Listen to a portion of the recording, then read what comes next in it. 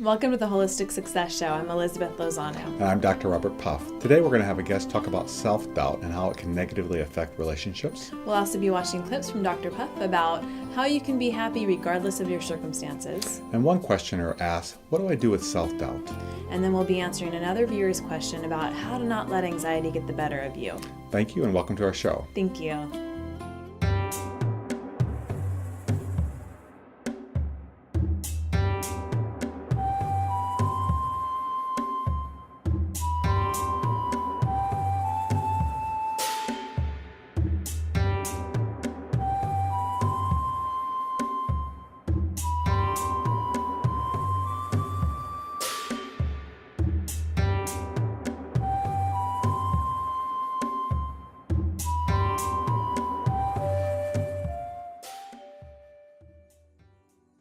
Today I want to talk about happiness and the law of science.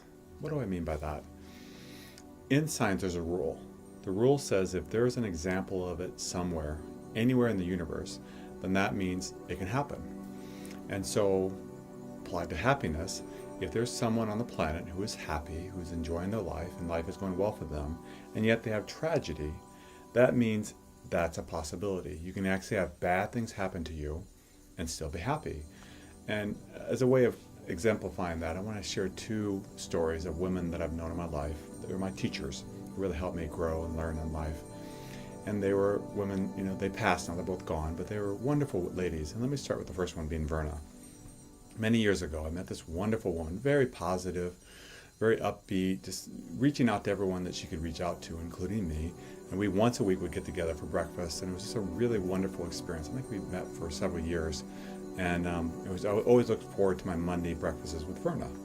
And let me just tell you her story. She had almost died. She had a son who was dead. She had a grandson who was a drug addict. And her husband had died. And she was alone in the world. She had some distant relatives that came once in a while, but mostly she was alone in the world. And yet, with all these health problems and no one left there, she was in a nursing home. And even in that nursing home, most of us would think, a nursing home, what a terrible place to go. And she did not see it that way. She said, I'm there. God kept me here to reach out to the people here. And that's what she did. She would go around just being very positive, very loving. I mean, everyone loved her there. And she was just one of the most wonderful persons I've ever met in my life. Because even though I doubt there's a viewer out there that would trade places with her, she found her life to be replete with joy, happiness, and a lot of that came from her loving others. I mean, everyone really loved this woman because she was so positive, even though she had all that tragedy. And getting back to my original premise of, if science says someone on the planet can do this, then that's a possibility. Whatever you are struggling with, if it isn't as bad as Verna, then that means we too can be happy right now. The second story is of Betty. Different story, but another wonderful lady. What had happened to her, she had almost died when she was 30. She actually did die, and they resuscitated her.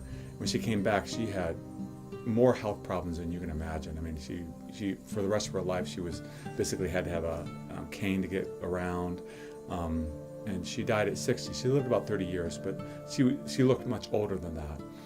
But again, one of the most magical, wonderful women that I ever met in my life. And in her case, she had a very mystical experience when she died.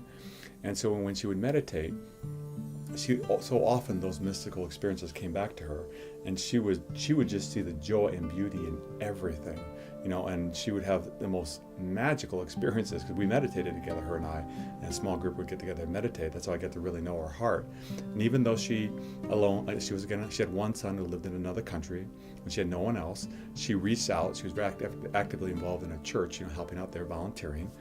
And she just loved people around her. But I think in her instance, what was most magical was how in much depth, I mean, really, she was, having mystical experience, it's very ecstatic, euphoric experiences over and over again, very easily, even though she had countless health problems that were actually causing her pain.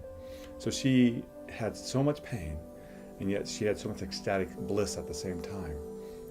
And so as I'm saying that, if some of you are out there listening or know someone that you love, that if they are suffering, or if you're suffering, or if I'm suffering, we can still, even in that suffering, find joy, find peace and find ecstatic bliss. And since science says that is an option, as long as one person out of the 7 billion on the planet can do that, that means it's an option. Let us together work towards, no matter what life throws us, let us together work towards always finding the beauty, even in the pain. Peace. Our first question comes to us from Laura, who's from San Diego, California.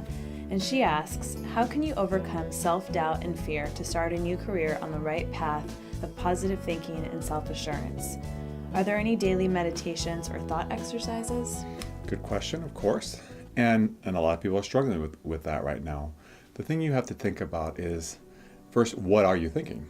What's going on inside of here? If there's negative talk and you're not aware of it, it will create effect. It will affect you, will affect the people around you, and you may have a much more difficult time getting a job. But if you're aware of it, you can change it. So awareness is always the pivotal thing to use in your growth. What am I doing? Okay. Now that you're aware of what you're doing, and you say, I'm starting to think negatively about finding this job. What do? You basically just change your thought. You don't criticize yourself. You don't try to suppress it. You just basically, it's kind of like I'm looking at you and I look over here. That thought comes there and you switch your thoughts over here. Switch it to something positive. Saying, there's a lot of jobs out there and I'm going to get one because I'm good at what I do.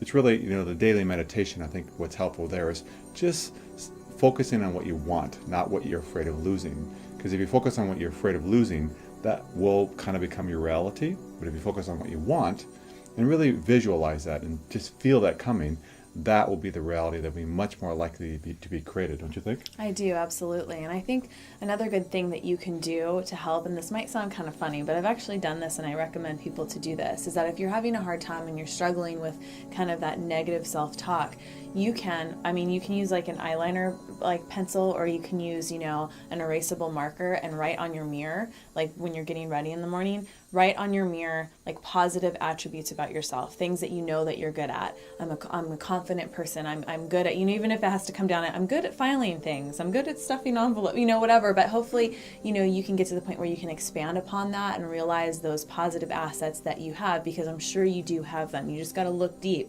And when you're having a hard time, you look at those. And every morning, even if you're not having a hard time, you look at those so you can go throughout the day and know and have confidence in yourself that you can do it and that you have wonderful, wonderful aspects about yourself. And one last thing, if I may suggest, is get a support group that really supports you, people around you that are encouraging to you, loving you. And if they're not doing that, they really shouldn't be in your life that much. So have people around you also being positive, being supportive, and I think you'll find that finding that new job will be much more easy. We wish you the best of luck and thank you so much for your questions. Thank you.